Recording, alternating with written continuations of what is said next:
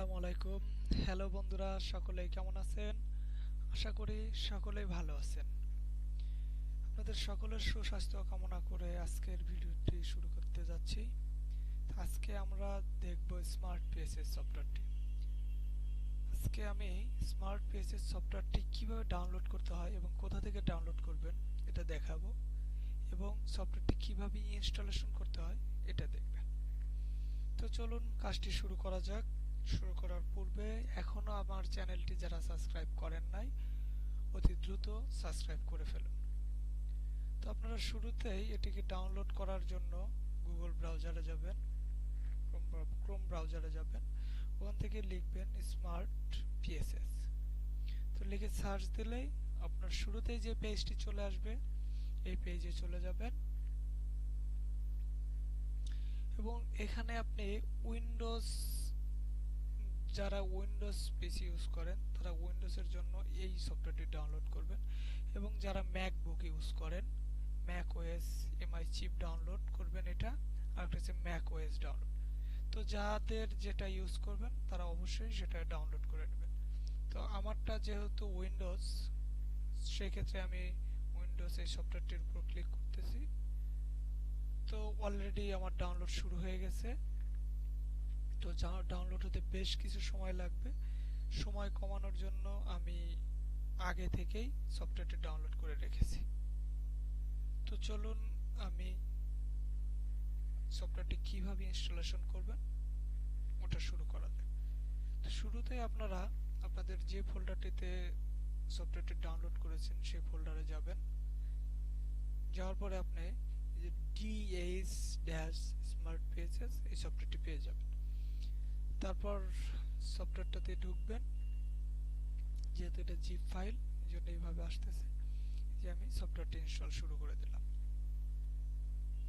তো শুরুতেই smart PSS একটি সফটওয়্যারের মধ্যে দুইটি কাজ করা যায়। একটা হচ্ছে এটাকে ভিউ করা যায়, হ্যাঁ, অন্য ডিভাইসকে এখান থেকে ভিউ করতে পারবেন, অ্যাক্সেস করতে পারবেন। আর একটা হচ্ছে এটাকে স্টোরেজ ডিভাইস হিসেবে ইউজ করতে পারেন। আপনার পিসি অথবা ল্যাপটপকে যদি চান আপনি স্টোরেজ ডিভাইস হিসেবে সার্ভিস দিতে চান তাহলে তাও পারবেন। তাহলে আপনি এই সার্ভিসটি অন রাখবেন, আর যদি প্রয়োজন মনে না করেন তাহলে এই সার্ভিসটি অন রাখার দরকার নেই। আমি যেহেতু শুধুমাত্র স্মার্ট পিএসএস নিয়ে কাজ করব, সেই ক্ষেত্রে হচ্ছে আমি স্টোরেজ সার্ভিসটি অফ করে দিয়েছি। এরপর আপনারা নেক্সট বাটনটি ক্লিক করবেন। এরপর ইনস্টলেশন। তো আমার ইনস্টলেশন শুরু হয়ে গেছে। এর মধ্যে একটু সময় লাগবে। এর মধ্যে আসলে এই সফটওয়্যারটি ডাহুয়া ক্যামেরার জন্য খুবই ভালো একটা সফটওয়্যার। অতি সহজেই ডাহুয়া ক্যামেরাকে এই সফটওয়্যারের মাধ্যমে অ্যাক্সেস করা যায়, লাইভ ভিউ করা যায়, প্লেব্যাক করা যায়, এবং কি রেকর্ডিং ডাউনলোড করা যায়। তো আমার সফটওয়্যার অলরেডি ইনস্টলেশন শেষ, আমি ফিনিশ করে দিব। এরপর আমরা সফটওয়্যারে ঢোকার ট্রাই করব। আমার এই স্মার্ট পিএসএস সফটওয়্যারটি চলে এসেছে। এবার সফটওয়্যারের উপরে ডাবল ক্লিক করলাম। এবার সফটওয়্যারে অবশ্যই আপনি একটি পাসওয়ার্ড ক্রিয়েট করে রাখবেন, আপনি আপনার মতো করে। আমি আমার মতো করে একটি পাসওয়ার্ড ক্রিয়েট করে রাখলাম।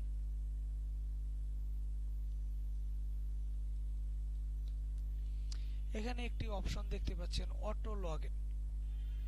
আপনি এইখানে টিক মার্ক দিয়ে রাখলে আপনার সফটওয়্যারটাতে যতবার ঢুকবেন আর কখনো পাসওয়ার্ড দেওয়া লাগবে না, অটো লগইন হয়ে যাবে।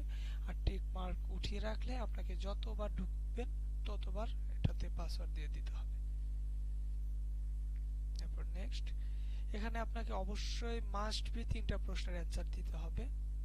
আপনি এটা সেভ করে রাখতে হবে।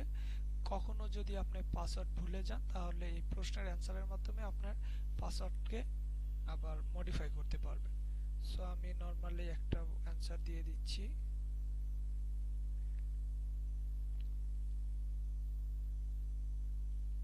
ওকে, ফিনিশ।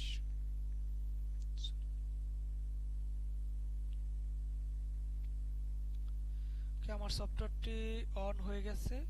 আপনারা সফটওয়্যারের মেইন ইন্টারফেসটি দেখতে পাচ্ছেন। এটা হচ্ছে সফটওয়্যারের মেইন ইন্টারফেস।